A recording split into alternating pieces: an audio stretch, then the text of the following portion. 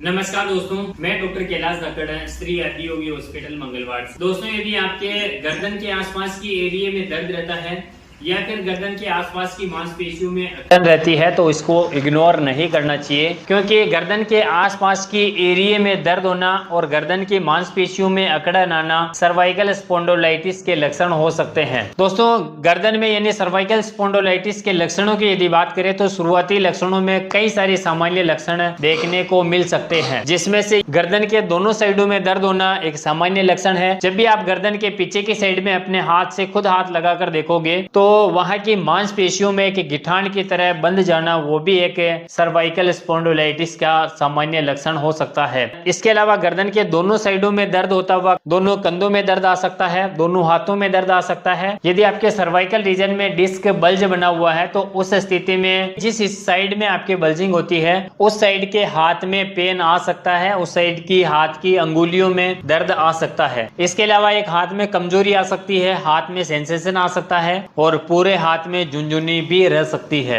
दोस्तों, सर्वाइकल का एक कॉमन लक्षण है, जब भी आप पेन पकड़ते हो उस हाथ में पेन पकड़ने तक में समस्या हो सकती है। उस स्थिति में आप आसानी से पेन भी नहीं पकड़ सकते हो। इसके अलावा सर्वाइकल के कॉमन लक्षणों में आपके सिर दर्द रह सकता है, माइग्रेन रह सकता है, आंखों के दोनों साइडों में दर्द रह सकता है, सिर के आधे हिस्से में दर्द रह सकता है। साथियों, सर्वाइकल स्पॉन्डिलोलाइटिस के कई सारे लक्षणों में जी घबराना, उल्टी होना व चक्कर आने जैसे सामान्य लक्षण भी दिखाई दे सकते हैं। दोस्तों, यदि आप या फिर आपके परिवार के किसी भी सदस्य के गर्दन के हिस्से में, कंधों में व हाथों में यदि दर्द रहता है तो उसको इग्नोर नहीं करके तुरंत डॉक्टर की सलाह परामर्श अवश्य लें। दोस्तों, सर्वाइकल स्पॉन्डिलोलाइटिस होने के कई सारे कारण हो सकते हैं। उनमें से कुछ कॉमन कारण होते हैं, जैसे यदि आप कोई ट्रैवल कर रहे हो तो उस समय आपकी गर्दन में जर्ग लगने की वजह से सर्वाइकल स्पॉन्डिलोलाइटिस हो सकता है। आपके काम की वजह से भी आपको सर्वाइकल स्पॉन्डिलोलाइटिस हो सकता है। यदि आप ऑफिस वगैरह में कंप्यूटर पर ज्यादा वर्क करते हो, आप ज्यादा समय तक मोबाइल का यूज करते हो तो उसकी वजह से भी आपको सर्वाइकल स्पॉन्डिलोलाइटिस